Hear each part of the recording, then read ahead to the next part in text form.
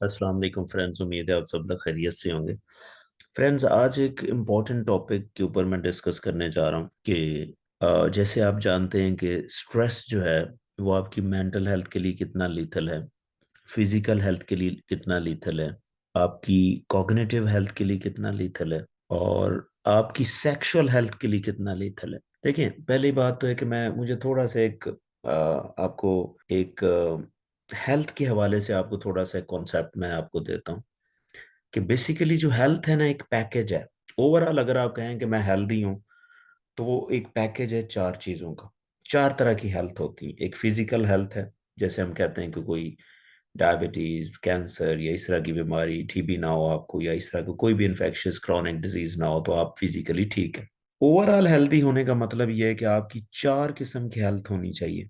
Physical health, फिर mental health. Mental health में आप में जिस तरह एंजाइटी है, डिप्रेशन है, इस तरह की चीज ना हो तो आप ठीक हैं। तीसरी हेल्थ जो है वो कॉग्निटिव हेल्थ है। कॉग्निटिव हेल्थ एक बहुत कम लोगों को ये आइडिया होता है कि कॉग्निटिव हेल्थ भी होती है। कॉग्निटिव हेल्थ का मतलब ये होता है कि आप डिसीजन मेकिंग में कितना अच्छे हैं, आप प्लानिंग में कितना अच्छे हैं, आप गोल सेटिंग में कितना अच्छे हैं। और अगर आप बहुत अच्छे हैं तो इसका मतलब आपकी कॉग्निटिव हेल्थ बहुत अच्छी है। और मैं सबसे ज्यादा जो रेट करता हूँ, ऊपर रखता हूँ, वो कॉग्निटिव हेल्थ है। क्योंकि कॉग्निटिव हेल्थ होगी तो आप अपनी फिजिकल हेल्थ के लिए प्लानिंग करेंगे, बेहतर उसको लेके चलेंगे, मेंटल हेल्थ को मैनेज करेंगे। फिर एक चौथी हेल्थ जो है वो सेक्सुअल हेल्थ है। और सेक्सुअल हेल्थ भी कॉग्निटिव हेल्थ उसको मैनेज करती है। तो अगर आपके पास ये चारों तरह की हेल्थ है, तो इसका मतलब है कि आप एक हेल्दी इंसान है। अगर इन चारों में से भी आपकी कोई हेल्थ खराब होती ना, फर्ज करें आपकी सेक्सुअल हेल्थ खराब होती है, तो आपके रिलेशनशिप खराब होंगे, आपकी मेंटल हेल्थ खराब होगी, मेंटल हेल्थ खराब होगी तो फिजिकल हेल्थ खराब होगी, फिजिकल हेल्थ खराब होगी तो कॉग्निटिव। ये आपस में चारों तरह की हेल्थ जो है ना, इंटरकनेक्टेड है। अब किसी एक को भी छेड़ेंगे तो दूसरी हेल्थ खराब होती। तो इन चारों को बैलेंस लेके अगर आप चल सकते हैं ना, तो सही हेल्थ फिर है। शायद इस कॉन्सेप्ट को बहुत कम लोग अंडरस्टैंड करते हैं। मैं आपको एक नया कॉन्सेप्ट देने जा रहा हूँ। आज के टॉपिक में आपको बता रहा हूँ कि हाउ जो स्ट्रेस है वो आपकी सेक्सुअल हेल्थ को कैसे तबाह कर। देखिए, आप पूरी पूरी अपनी लाइफ को ना, उसमें से 50% आप सेक्सुअल हेल्थ को दें। या माने ना माने, आप डाटा उठा के देख लें कि आप लोग अपनी सेक्सुअल हेल्थ के लिए कितना स्पेंड करते हैं। शायद उतना फिजिकल हेल्थ के लिए भी ना करते हैं। आप डाटा उठा के देखें, आप सेक्सुअल हेल्थ से रिलेटेड आपको कितनी चीजें मिलेंगी। बिलियंस की चीजें, बिलियन का बिजनेस है। तो ये बहुत इंपॉर्टेंट भी है। और स्ट्रेस इसको कैसे डैमेज करती है, मैं आपको एक्सप्लेन करता हूँ। तीन लेवल पे स्ट्रेस आपको डैमेज करती है। देखें, आपकी जो एक लाइफ है, सेक्सुअल हेल्थ की जो लाइफ है, वो इंटीमेसी से शुरू होती है कि आप अपने पार्टनर के पास कितना जाते हैं, करीब कितना, पसंद कितना करते हैं कि आप उनके पास बैठें। तो इसको इंटीमेसी कहते हैं। तो जब आप में स्ट्रेस चल रहा होता है ना, मैं आपको दिमाग की एक नेचर बताऊं कि दिमाग की जो नेचर है ना, उसकी जो वायरिंग है वो सर्वाइवल के लिए है। यानी कि उसने पहले जीना है अपने आप को, तो दूसरा काम बाद में। जब आप किसी इमरजेंसी में होते हैं, यानी कि आपको जब स्ट्रेस होती है, तो आपकी कोशिश होती है उस प्रॉब्लम से निकले, ना कि अननेसेसरी चीजें करें, जिस तरह आप सेक्सुअल एक्टिविटीज हैं या इस तरह इंटीमेसी है। तो आपका दिल नहीं करता कि आप अपने पार्टनर के पास ज्यादा टाइम स्पेंड करें। तो ये एक स्ट्रेस की पहली साइन है। कोशिश करें कि स्ट्रेस को यहीं पे मैनेज करें। मैं बाद में बताता हूँ कि आपने स्ट्रेस को मैनेज कैसे करना।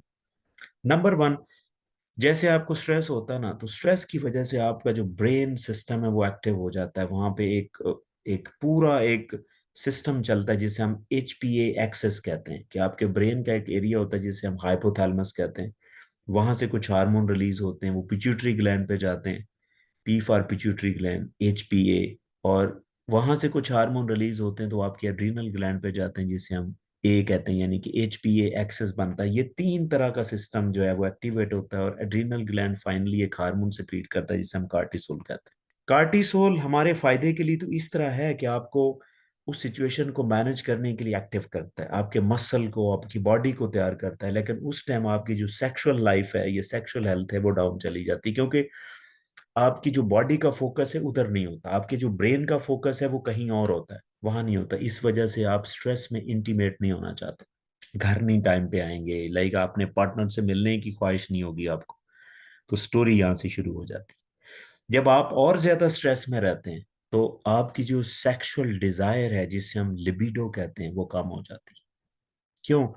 कि जब एक और मैं साइड पे एक आपको बात बता दूं, जब भी स्ट्रेस हार्मोन ज्यादा होगा ना, आपकी जिंदगी, अच्छी जिंदगी से रिलेटेड जितने भी अच्छे अच्छे हार्मोन्स है वो कम हो जाएंगे। जिस तरह डोपामीन कम हो गया, सेरोटोनिन कम हो गया, ऑक्सीटोसिन कम हो गया। मर्दों के अंदर जो टेस्टोस्टेरोन होता है, जो सेक्सुअल लाइफ के लिए अच्छा हार्मोन होता है, वो कम हो जाता है। तो आपका दिल नहीं करता, सेक्सुअल डिजायर खत्म हो जाती या कम हो जाती। ये दूसरा इसका जो साइड इफेक्ट है।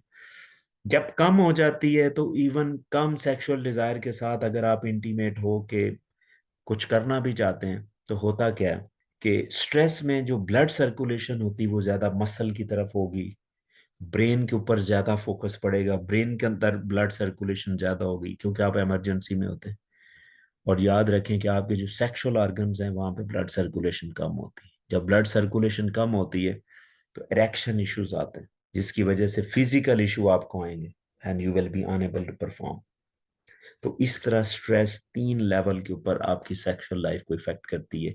हाँ, अगर आपको रूटीन में सेक्सुअल ये स्ट्रेस रहना शुरू हो जाता है तो ये एक विशियस साइकिल बन जाता है। विशियस साइकिल का मतलब होता है एक दफा स्ट्रेस हुआ तो जितना आपकी सेक्सुअल हेल्थ इफेक्ट हुई, अगला जो स्ट्रेस होगा उससे और सेक्सुअल हेल्थ इफेक्ट होगी, और इसी तरह जब चलता रह जाएगा और आपकी स्ट्रेस जो आपकी सेक्सुअल हेल्थ है वो कम से कम होती जाएगी दिन ब दिन।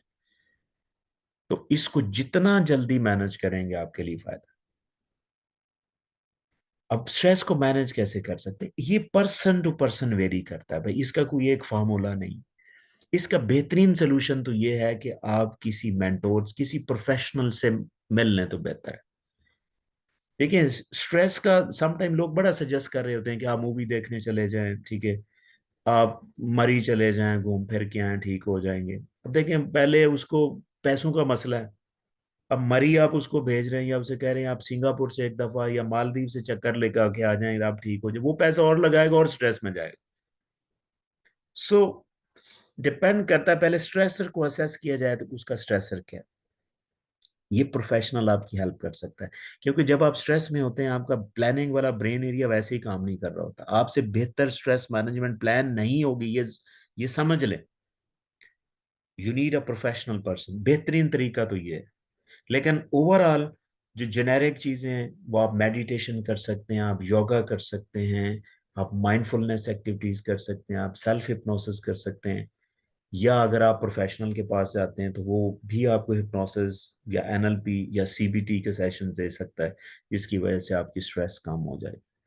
लेकिन मैं फाइनली ये कहता हूँ कि भाई, मेरी यहाँ पे कोटेशन भी है, kill the stress, otherwise stress will kill you. तो आपने टाइमली मैनेज करना है कि स्ट्रेस को कैसे मैनेज करना है। आई होप कि आपको ये कॉन्सेप्ट अच्छा लगा होगा, but still if you have any question, please don't hesitate, write me in the comment section and definitely I will answer. Thank you.